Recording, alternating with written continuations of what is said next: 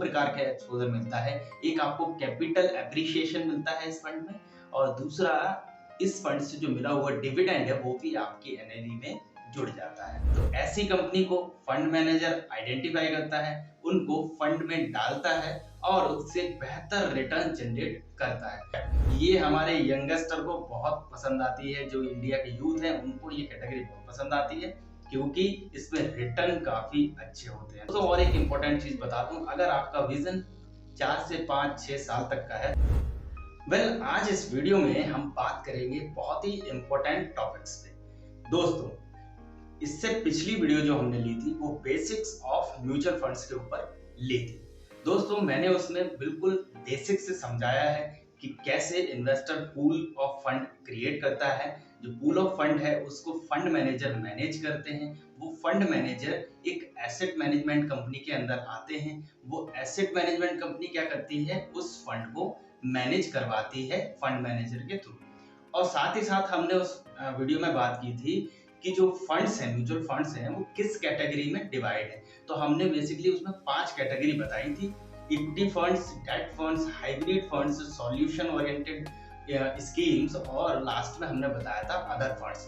Other funds में दो topic cover किए थे, एक का नाम था इंडेक्स फंड्स और दूसरे का ETF। तो दोस्तों, अगर ये चीजें आपको क्लियर हो जाएं तो मैं समझ सकता हूं कि आप म्यूचुअल फंड्स की पहली सीढ़ी पार कर गए हैं। तो अगर ये वीडियो नहीं देखी तो प्लीज पहले इस वीडियो को देखें, उसके बाद इस वीडियो को देखें जो आज मैं बना रहा हूँ। इस वीडियो में हम बताने वाले हैं आपको कि जो कैटेगरी हमने 5 बताई थी उनकी सब कैटेगरी के नाम्स, और डिस्क्राइब करूंगा क्या क्या होते हैं और कैसे काम करते हैं। दोस्तों, ये चीजें सारी आपको पता होनी चाहिए। अगर आप भी बिगिनर्स हैं, म्यूचुअल फंड्स में इन्वेस्ट कर रहे हैं, तो ये चीजें कॉमन है और आपको पता होनी चाहिए। दोस्तों, तो चलिए वीडियो को बिना किसी देरी के स्टार्ट करते हैं। मेरा नाम है संदीप सिंह और आप देख रहे हैं फाइनेंशियल टॉक। तो सबसे पहले आती है कैटेगरी 1, इक्विटी को हम ले लेते हैं। इक्विटीज में 10 सब कैटेगरी आती है। 10 सब कैटेगरी इस प्रकार से हैं। नंबर 1 जो आती है लार्ज कैप फंड्स। दोस्तों, आपने बहुत सुने होंगे कि लार्ज कैप में पैसा लगाइए, सेफ होता है, रिटर्न अच्छा होता है। तो ये लार्ज कैप फंड होता क्या है? तो ये लार्ज कैप फंड में जो कंपनियां आती हैं वो टॉप 100 कंपनी आती है जिनका मार्केट कैपिटलाइजेशन 20,000 करोड़ से ज्यादा होता है। दोस्तों, तो ऐसी कंपनी को फंड मैनेजर आइडेंटिफाई करता है, उनको फंड में डालता है और उससे बेहतर रिटर्न जनरेट करता है।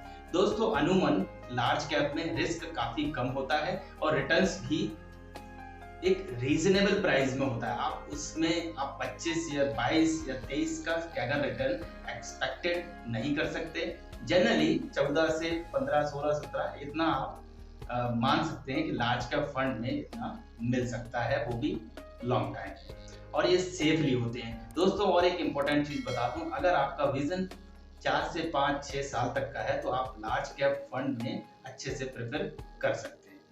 अगली कैटेगरी आती है कैटेगरी नंबर 2। इस कैटेगरी में जो फंड्स आते हैं वो मिड कैप कैटेगरी के फंड होते हैं। दोस्तों, मिड कैप कैटेगरी क्या होती है कि जो कंपनियां हैं 101 से लेकर और जो लास्ट 250 तक जितनी भी कंपनी आती हैं ये मिड कैपिटलाइजेशन वाली कंपनियां होती हैं, और इनका जो मार्केट कैप का साइज होता है वो होता है जो 20,000 करोड़ से डाउन, और डाउन से 5,000 करोड़ से ऊपर, यानी 20 करोड़ से 5,000 करोड़ के बीच में जो फ्लो होता है मार्केट का, उसमें ये कंपनियां आती हैं। दोस्तों, ये कंपनी थोड़ा सा रिस्क बढ़ जाता है लार्ज कैप के कंपैरिजन।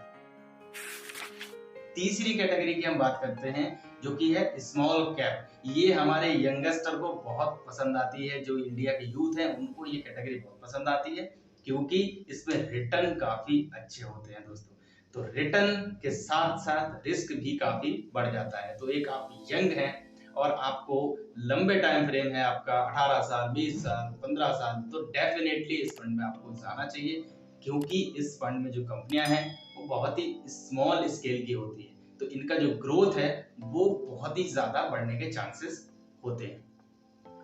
दोस्तों इसका जो फंड मार्केट कैपिटलाइजेशन होता है वो 5000 से नीचे की सारी कंपनी स्मॉल कैप कंपनी के अंदर आती हैं, और जो मार्केट के टॉप 250 कंपनी है उसके बाद जो कंपनियां आती हैं वो सारी स्मॉल कैप कंपनी के अंदर आ जाती हैं। कैटेगरी 4 की बात करते हैं। इसमें क्या होता है कि लार्ज और मिड कैप कंपनी दोनों का कंबाइनेशन होता है दोस्तों। इसमें कुछ कंपनी लार्ज कैप की होती हैं, कुछ कंपनी मिड कैप की होती हैं, तो दोनों का कंबाइनेशन को हम large and mid cap company बोलते हैं। पांचवा फंड की अगर हम बात करें तो मल्टी कैप फंड होते हैं। मल्टी कैप फंड में क्या होता है दोस्तों कि सारी कैपिटलाइजेशन वाले मिक्स होते हैं इसमें, चाहे वो लार्ज कैप हो, चाहे वो मिड कैप हो, चाहे फिर वो स्मॉल कैप हो, तीनों को मिला देते हैं तो क्या बनता है मल्टी कैप फंड्स।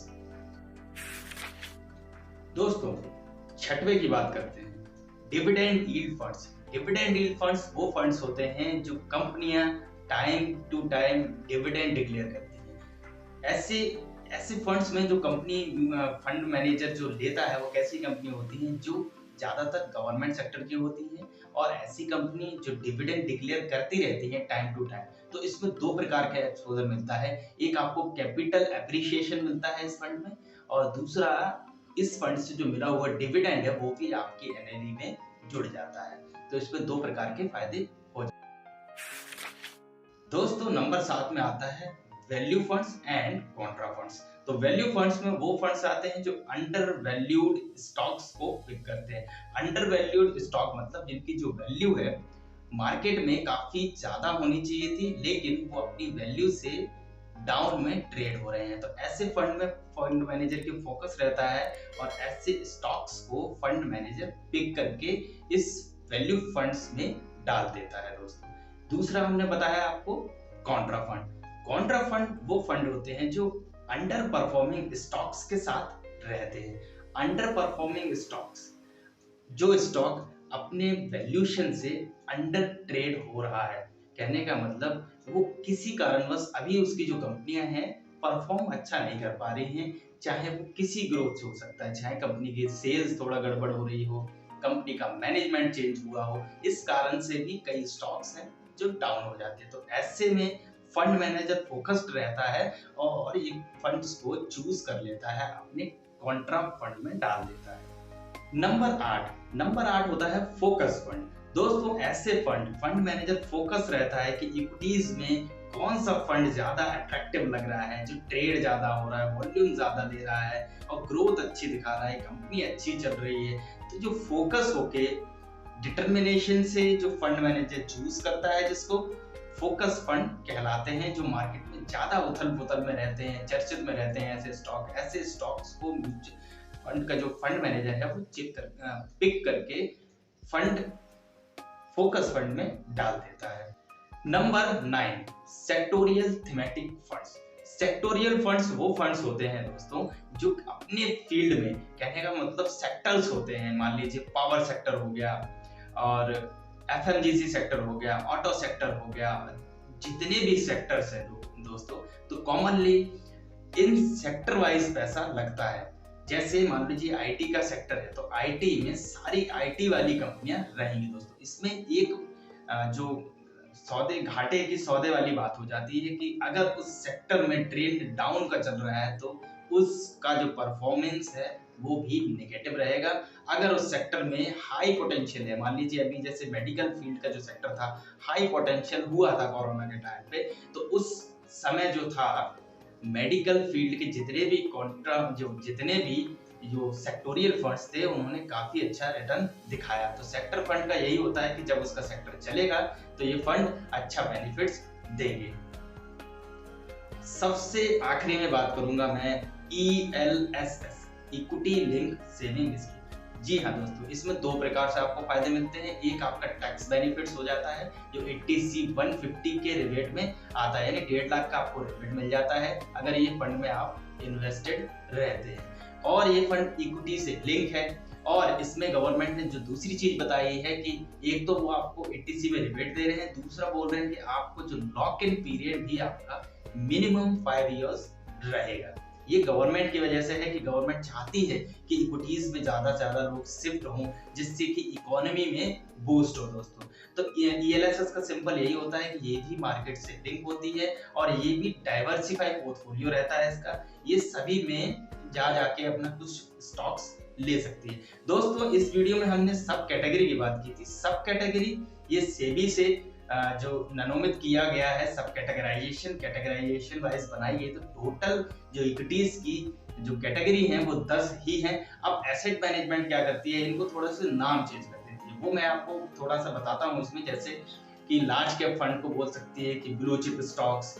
अब एसबीआई का ही मैं बता देता हूँ कि एसबीआई ब्लू चिप फंड्स। तो अब इसमें होता क्या है, इसमें लार्ज कैपिटलाइजेशन वाली कंपनियां रहती हैं, जो अच्छे परफॉर्मिंग स्टॉक्स हैं, उनको जो ब्लू चिप कंपनियां हैं वो सिलेक्ट करते हैं, इसलिए उसका नाम ब्लू चिप कर देते हैं। सिंपली मैं एग्जांपल लेता हूं आपको कि